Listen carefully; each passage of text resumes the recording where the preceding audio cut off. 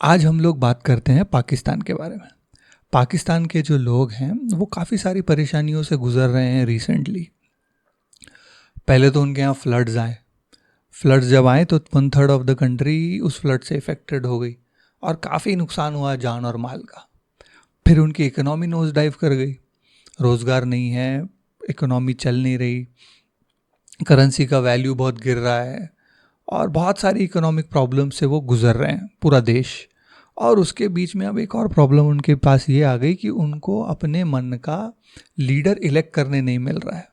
तो उनकी जो डेमोक्रेसी है, जो लोगों का राइट टू चूज़ है, वो भी उनसे छिन रहा है। पहले ही उनके पास डेमोक्रेसी इतनी वाइब्रेंट नहीं थी। उनके पास, उनको सबको पता है, उनको भी पता है, पूरी दुनिया को पता है कि वहाँ पर प्राइम मिनिस्टर मिलिट्री चूज़ करती है। तो एक इल्यूजन था डेमोक्रेसी का हमेशा से, और अब वो इल्यूजन भी टूट रहा है।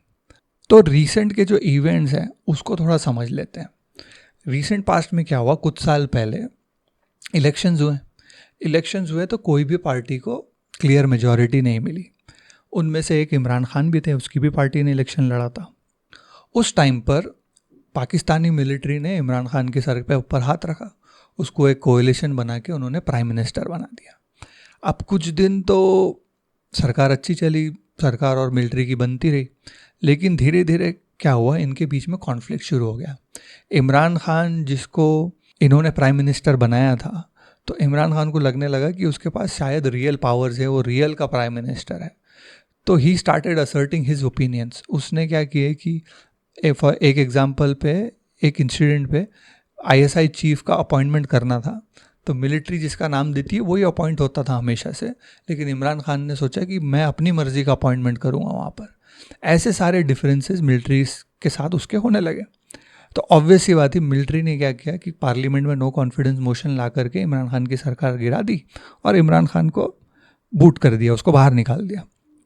अब एक चीज़ इसमें अनोखी क्या हुई कि वाइल जब वो इमरान खान प्राइम मिनिस्टर था, उसकी पॉपुलैरिटी आम जनता के अंदर बहुत ज़्यादा बढ़ गई, वो बहुत पॉपुलर हो गया।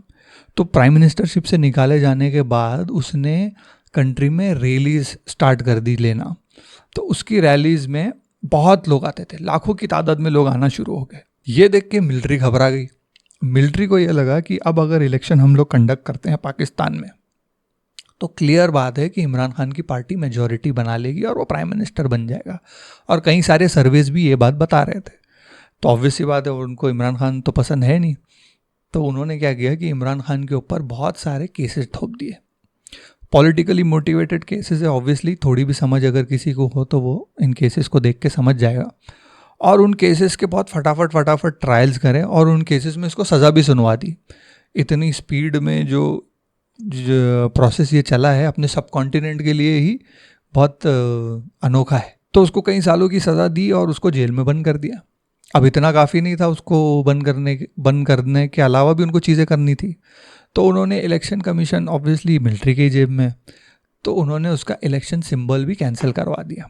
और कई उसके जो पार्टी के जो टॉप लीडर्स हैं उनको भी जेल में डाला, उनको इंटिमिडेट किया, काफ़ी क्लैम्प डाउन किया उन्होंने। और कुछ अगर मीडिया में भी इमरान खान के सपोर्टर्स थे तो उनको भी चुप कराया। एक जर्नलिस्ट के मर्डर का भी इल्ज़ाम मिलिट्री के ऊपर है। ऐसी सारी चीज़ें उन्होंने करी और उन्होंने सोचा कि अब इमरान खान नहीं चुन के आएगा इलेक्शन में, उनका मन पसंदीदा कैंडिडेट जो उनकी सुने वैसा कोई चुन के आएगा।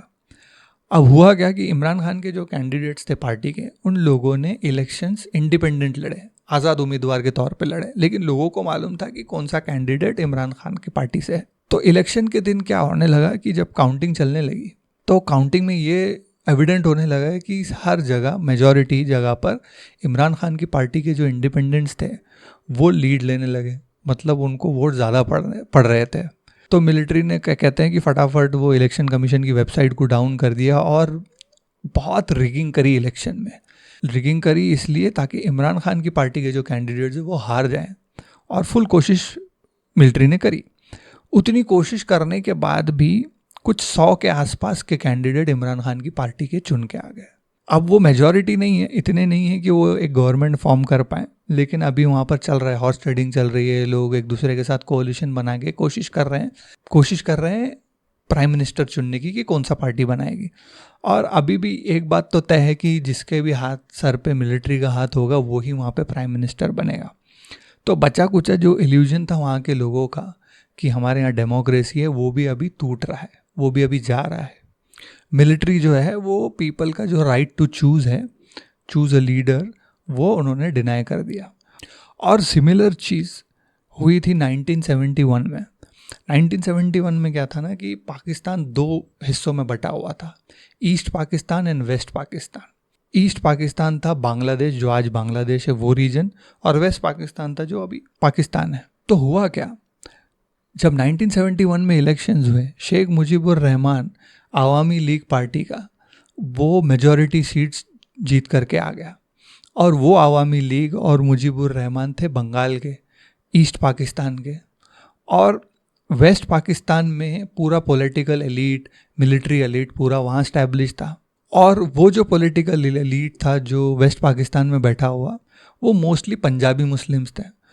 तो उनको ये मंजूर नहीं था कि एक बंगाली मुस्लिम, एक बंगाली पार्टी हमारे ऊपर रूल करे और पूरे पाकिस्तान को रूल करे, ये उनको एक्सेप्टेड नहीं था। इसीलिए उस टाइम पर वहाँ की पॉलिटिकल इस्टेब्लिशमेंट और मिलिट्री ने मिल करके इलेक्शन के रिजल्ट ही कैंसिल करवा दिए, उनको रद्द कर दिया। ये जब उन्होंने किया तो इन्होंने अपनी डेमोक्रेसी को भी बिट्रे किया और अपने रिलीजन को भी बिट्रे किया, क्योंकि डेमोक्रेसी ये कहती है कि हर इंसान, हर सिटीज़न को एक वोट मिलेगा और जिस भी पार्टी को, जिस भी कैंडिडेट को ज़्यादा वोट मिलेंगे वो गवर्नमेंट बनाएगा। ब्रॉडली ये रूल होता है। तो उन्होंने पब्लिक की डिमांड को, पब्लिक के जो ओपिनियन है, पब्लिक की जो चॉइस है, उसको डिनाई कर दिया। और दूसरा, उन्होंने अपने रिलीजन को भी बिट्रे किया। क्यों? क्योंकि जो ये सुप्रीमेसी है, पंजाबी सुप्रीमेसी ओवर बंगाली, ये इस्लाम में भी जायज़ नहीं है, ये इस्लामिक लॉ के अंडर भी, क्योंकि सबको इक्वल मानता है रिलीजन। तो उन्होंने डेमोक्रेसी को भी बिट्रे किया और अपने रिलीजन को भी बिट्रे किया, जस्ट बिकॉज वो पावर किसी और को नहीं देना चाहते थे। अब सवाल ये है कि पाकिस्तानी मिलिट्री इतनी पावरफुल बनी कैसे? पाकिस्तान की पूरी हिस्ट्री में कोई भी प्राइम मिनिस्टर अपना पूरा 5 ईयर टर्म कंप्लीट नहीं कर पाया। हुसैन हक्कानी एक पाकिस्तानी डिप्लोमेट है, उन्होंने एक बुक लिखी। उस बुक में उन्होंने बताया कि शुरू से ही पाकिस्तानी आर्मी जो है डिसप्रपोर्शनेट अमाउंट ऑफ रिसोर्सेज ले चुकी है। सबसे ज़्यादा रिसोर्सेज पाकिस्तानी मिलिट्री को मिले थे। जब ब्रिटिश इंडिया का पार्टीशन हुआ 1947 में, तो ऑब्वियसली लैंड का बंटवारा हो रहा था, लोगों का बंटवारा हो रहा था और रिसोर्सेज का भी बंटवारा हो रहा था। तो पाकिस्तान को पॉपुलेशन 21% मिली इंडिया की, रेवेन्यू उनको मिला 17%, और इंडियन आर्मी का जो शेयर उनको मिला वो मिला 30%। उनको इंडियन नेवी का जो शेयर मिला वो मिला 40%, और उनको इंडियन एयरफोर्स का 20% मिला। ये बहुत ज़्यादा डिसप्रपोर्शनेट था जितना पॉपुलेशन और रेवेन्यू उनके पास जा रहा था उसके हिसाब से। पाकिस्तान के first prime minister Liaquat Ali Khan ने 1948 में जो बजट बनाया था, उस बजट में 75% जो कॉस्ट थी उन्होंने मिलिट्री के लिए रिजर्व करी थी। मिलिट्री के कॉस्ट और मेंटेनेंस के लिए रिजर्व किया था 75%। कंट्रीज़ के केस में ये होता है कि कंट्रीज़ मिलिट्री बनाती है थ्रेट से डील करने के लिए, लेकिन पाकिस्तान के केस में जो उन्होंने मिलिट्री इनहेरिट करी थी, उस मिलिट्री को थ्रेट की ज़रूरत थी ताकि उनका जो मेंटेनेंस है और जो बजट है वो जस्टिफाई हो सके।